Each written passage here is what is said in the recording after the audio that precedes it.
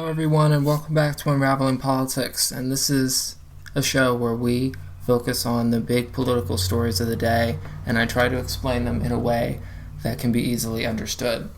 So, this is not a normal episode. Normally, I don't release an episode at the end of the week, but this is going to be a special episode, as you can see. Clearly, there has been very big news.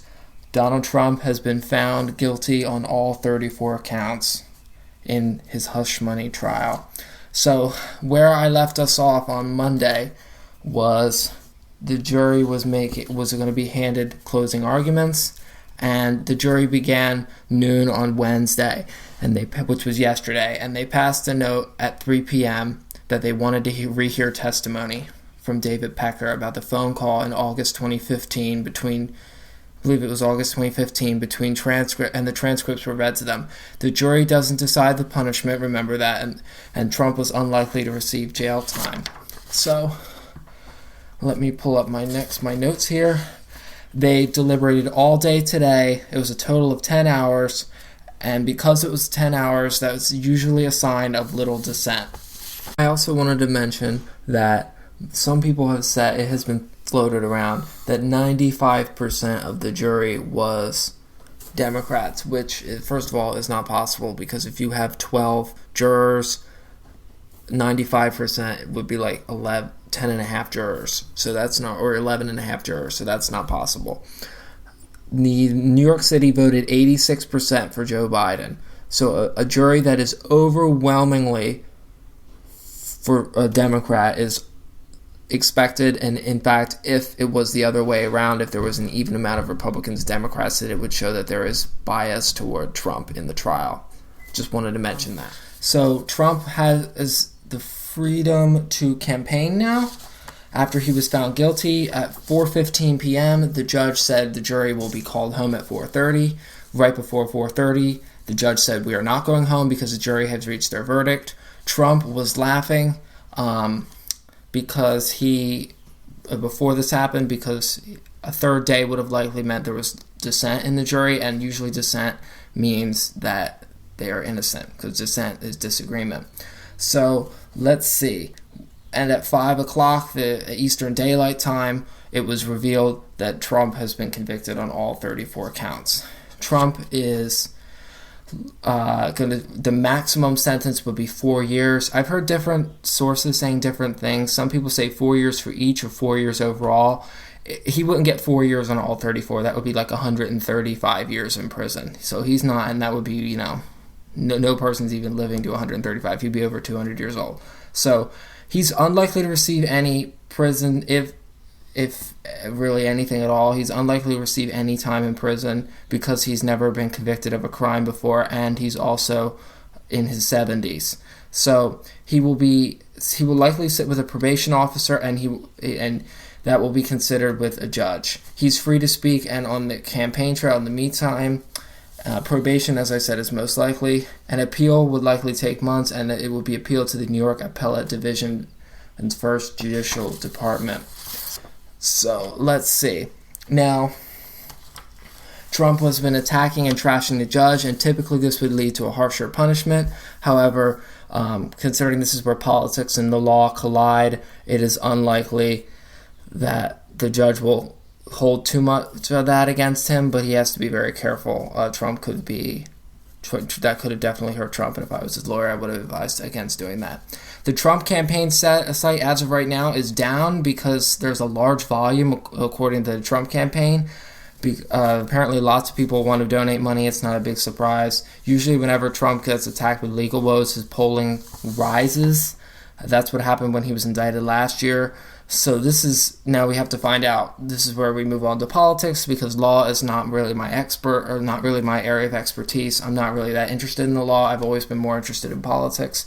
The Trump camp was right when they said the real verdict is on November 5th. Not that this is not a real verdict, but the real decision will be made by the American people in what would that be? In just about 3 months. No, what am I talking about? 5 months. Only 5 months. So, Trump, I am very disorganized here. Trump will be facing the judge again on July the 11th, just 4 days before the Republican convention. So the Republicans, if Trump receives a sentencing, will have to decide whether to keep him as the nominee. Now, the party is very much behind him. Many former attorney generals, the Speaker of the House, including members of Congress, Republican members of Congress, have supported Trump. They have stood behind him. They even went to the courthouse like Mike Johnson did. So it's unlikely Trump will be removed as the nominee. Since what will probably happen is he will get probation, house arrest, or a fine. Considering he's been fined a lot, it will probably be probation or house arrest. So that would be, I mean, he's still a convicted felon, but that was, so far, has severely limited his ability to campaign on the campaign trail. So, as for the political implications, according to a poll by ABC News, 76% of Trump supporters say they would still support him. 24% would reconsider or withdraw support. 24%, considering Trump probably would have gotten 46 to 47% of the electorate of the popular vote, that would a quarter of that would be over 10%. That would be, if he lost all that support, he would be done. He would get a third of the vote, and Biden would win in a landslide. That's pretty unlikely to happen. Or I guess if they reconsider their support, they could also just not vote for him, but that would still lead to a Biden landslide if all of those were taken out. But my guess is when people think convicted, they think prison. So it's unlikely all of them are going to go away. They're not going to support him. But even if a small percentage in a close election, like I anticipate this will be, that will lead to Trump losing. It probably won't make a big deal for too many swing voters because a lot of them are called double haters. And like I am a double hater, people who hate both Trump and Biden. I know in a personal capacity, I can't speak for everybody, but I do not. This verdict is unlikely to change my opinion on how I will vote. I will not say how I'm going to vote, at least not before the election, but it's pretty unlikely this will change my vote.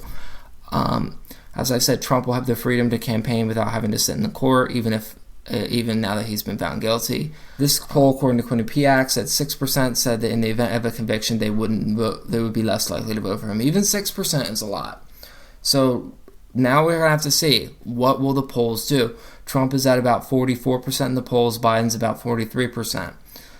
I estimate because of the popular vote advantage Republicans have in the Electoral College, that I estimate that if Biden would need to win by more than 3% in order to be elected president. So if Trump gets 45, Biden would need 48. If Trump gets 46, Biden would need 49.